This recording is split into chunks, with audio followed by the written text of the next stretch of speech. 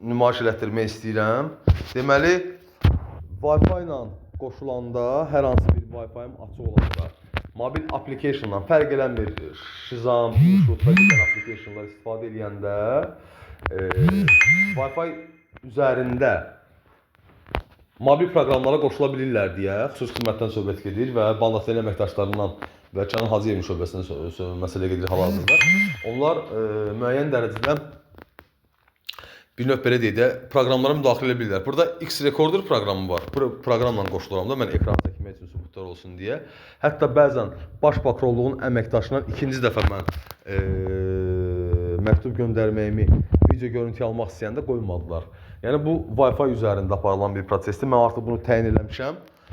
Mən səmimi insanam, təbiətcə çox səmimi insanam, müasir Azərbaycanlıyam və istəyərdim ki, xüsusi xidmətə göndərdiyim bunun özü də bir oyundur, bilmək istəyirsinizsə. Rəsmi mail yox, belə bir WhatsApp nömrəsi qeyd ediblər ki, bu homoseksual, təxribatçı, bu Alatavada olan bir şərəfsiz, ləyaqətsiz, necə deyərlər, gənc oğlanlara meyli olan təxribatçı, xarici cəsur eləyən, media əməkdaşları ilə mütəmadi olaraq sıx əlaqədə olan bu ləyaqətsiz haqqında məlumatları göndərir. Heç birini qeydə almayıblar. Bunu da qeydə almayacaqlar. Çünki bu ərazidə olan xüsusi xidmət orqanı əməkdaşlarıdır və digər əməkdaşlar. Bununla əlbir olan Anar adında şəxsi Gürcüstandan gəlmiş, Musanın yanında işləyən işçilər və s. ilaxır. İlqarın, daha doğrusu İlqarənin, onun oğlu Turanın tapşırıqlarını həyata keçirdirlər. Yəni budur vəziyyət. İstəyərdim siz də qulaq asasınız.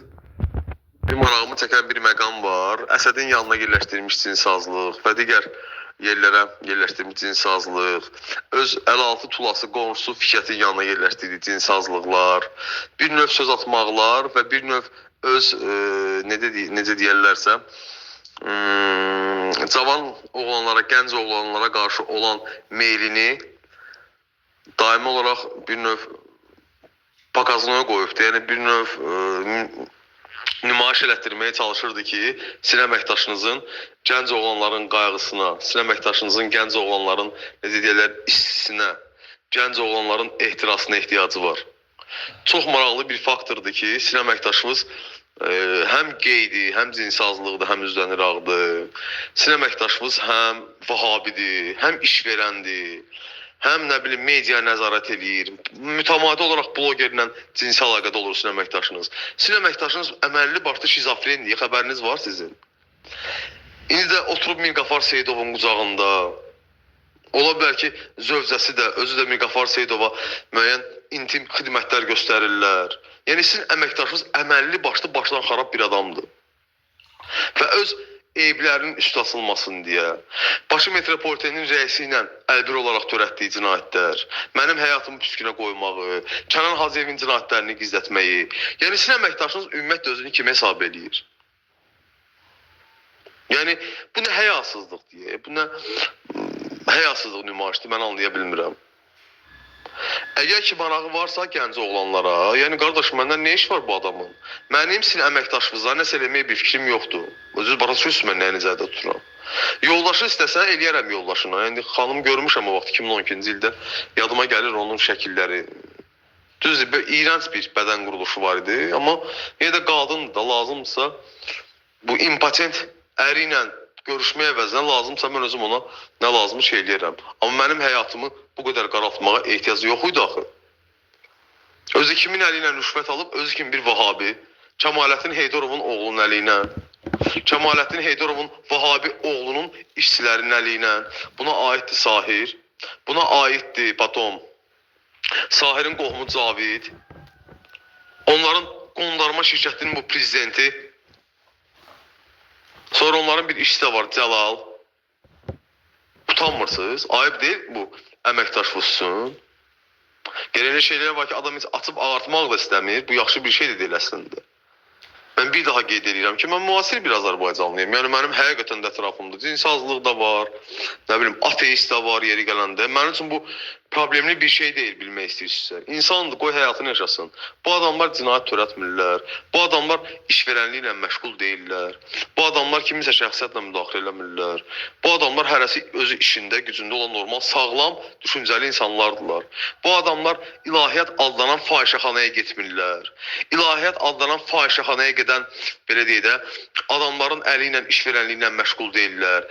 İlahiyyat adlanan fahişəxanaya gedib, o pozunxanaya gedib, o ilahiyyatdakı o pozunlarla bir yerdə kimlərinsə rüşvət almağına kömək eləmirlər. İlahiyyat adlanan o fahişəxanaya gedib, o pozunxanaya gedib, o ilahiyyatdakı pozunxanaya. Orada oturub, hansısa bir təmiz, gözəl bir insan, General-Mayor Rzayev kimi insanların adına saxta sənəd çıxartmırlar. Bəli, mən müasir Azərbaycan gənciyəm. Burada mənə problem var ki, yəni qanun pozmadan bir şey eləmirəm. Siz məni cinayətçilərə çevirdiniz. Öz cinayətlərinizin qurbanı elədiniz məni. Kürdəxanın rəisi Elnurun əli ilə, Bəhəddinin əli ilə, İlqarın əli ilə, Orxanların əli ilə sizin bandavız böyüdür də qardaş. İndi oturmusunuz General-Mayor Əbülfət Rzayev şəhər böhtan atmaq istəyirsiniz. Artıq 4-cü dəfə. Kimin əli ilə? Mirqafar Seyidovun əli ilə. Niyə? Çünki Mirqafar Seyidov narkotacirdir. Mirqafar Seyidov ölkəyə narkotik soxandır. Mirqafar Seyidov təxribatçıdır. Əbülfət Rzayevin adına saxta sənəd düzəldib. Allahşunun ailəsi ilə əlbir oldu. Gəldilər, gidilər masazıra, atamın da başını pişirdilər. Amma atama məni tutulmaqları barədə və cinayətləri barədə heç bir məlumat vermədilər. Özlərini sərf eləyəni danışdılar Abdullah İlyasa, mənim atama. Özlərinə sərf eləməyənləri isə gizlətdilər atamdan. Güya özlərini xeyirxah insan kimi qələmə verdilər. Amma əslində öz törətdiyi cinayətləri gizlədirdilər. Sizin o üzdən İraq, gənc oğlanların cinsi orqanına meyli olan əməkdaşınız da Bakı Metropoliteninin binasından istifadə eləmişdi. Ağır cinayətlər istintaq yeri düzəltmək üçün. Kənan Hacıyevlə əlbir olaraq. Orxan Babayev kimi bir şərəfçisi ora şey kimi qoymuşdu. Müstəntiq kimi ki, bu adam prokurordur. Şərait kim yaradıb? Baş prokurorluq. Yusif adında Alfons həyatı yaşayanın o pozğun arvadının prokuror qardaşı. Mən nəyə fikir verirəm? Sizin kurğunuz hamısı Alfonslardan ibarətdir. Qalib Salahzadə Alfons. Baş prokurorluqdakı adamımız Yusif Alfons. Sizin əməkdaşımız xüsusi mətdə işləyən, Alatavada qalan Fikətin qonusu üzdən İraq, şizofren, islamofob, axmağın biri, üzə duran, iş verən, Sumqayıt Arif kimi özünü qələmə verən bu kriminal avtoritet, o da Alfons. Ömrü boyu türmələrdə, arvadı işləyir, anası, bacısı, əzizləri işləyir, öz Alfonsluğundan məşğuldur. Kənan Hacıyev Bandat Deldən, bacısından bir xəbər, 69. Hələ də o şöbəsindən heç kim işdən çıxmayıb. Mirqafar Seyidovun general boynu yeri soxum, Naxçıvanlı boynu yeri soxum mən. Özü Naxçıvanlıdır, Naxçıvanların adına saxta sənəd düzəldir. Artıq 4-cü dəfədir ki, General-Mayor Əbülfət Rzayev şəhər böhtan atılır. Kimin əli ilə? Mirqafar Seyidovun əli ilə. Nəyinizi itirməyə çalışırsınız? Narkotik dövriyyəsinin alverinin. Təxribat nədir? Hər hansı bir ölkə daxilində xarici vətəndaşların əli ilə törədilmiş hər bir cinayət təxribat əsaslı cinayətdir. Və hələ də bu insanlar hamısı azadlıqda və sizin əməkdaşımız bu dəqiqə cinayət izlərinin itirilməsi ilə məşğuldur. Cinayət izinin itirilməsi deyirlər buna. Nə əldə eləmək istəyir? Qorxur ki, sizin əməkdaşınız üzdən İraq olmağını cəmaət bilər. Sizin əməkdaşınız qorxur ki, gənc oğlanların cinsi orqanına meyli olmağını cəmaət bilə bilər, rəhbərlik bilə bilər. Qoy bilsin, sizin rəhbərlik də bilməlidir. Cənab Nağıyev də bilməlidir ki, sizin əməkdaşlarınızın içində cinsi azlıq var, psixopatın biri var. Gənc oğlanların cinsi orqanına gözü düşmüş bir qeyrət var sizdə. Bir binamus var sizdə. Öz problemlərini zövcə adlandırdığı pozğunun əli ilə törədən bir impotent işləyir sizdə. Bilsin də nazir, niyə bilmir ki? Nağıyevin heç də xəbəri yoxdur.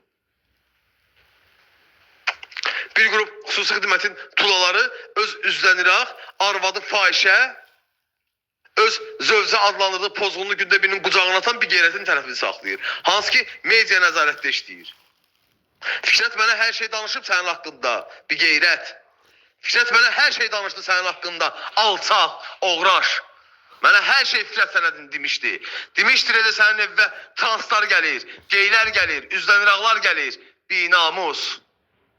Bu Bir qeyrət öz bədənini qadın kimi kişilərin altına salan əməkdaşınızla bağlı tədbir görün. Bir də onu qeyd eləmək istəyirəm ki, mən sizin əməkdaşınıza pis baxmıram. İnsandır, ürəyi istəyirsə, amma belə yoxdur, yəni söz atmaqla, etiraz çatlarında mənə giz-giz sözləri yazmaqla, məndən qısa salmaqla belə şeylər mənə yazmaq lazım deyil. Gəlsin, adam kimi çıxsın qabağıma, desin ki, qeydi boynuna alsın ki, cinsi azlıqdır, boynuna alsın ki, əməkdaşınızın gənc olanlardan xoşu gəlir, boynuna alsın ki, dəfələrlə mənim telefonumun izləyib, boynuna alsın, etiraf eləsin. Mən istəyirəm etiraf eləsin. Lazım gələr mən nəinkisin əməkdaşınızın özü ilə, onun bütün nəsli ilə, onun bütün sülaləsi ilə də cinsi əlaqədə olmağa hazıram. Narahat olmasın. Amma səmimi olsun. Gəlsin adam kimi desin ki, ürəyi nə istəyir? Aral istəyir, anal istəyir, nə istəyirsə gəlsin əməkdaşınız desin. Mən razı, problem yoxdur.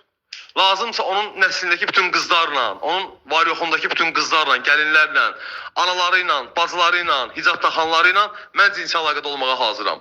Amma gəlsin hər şey boynuna alsın.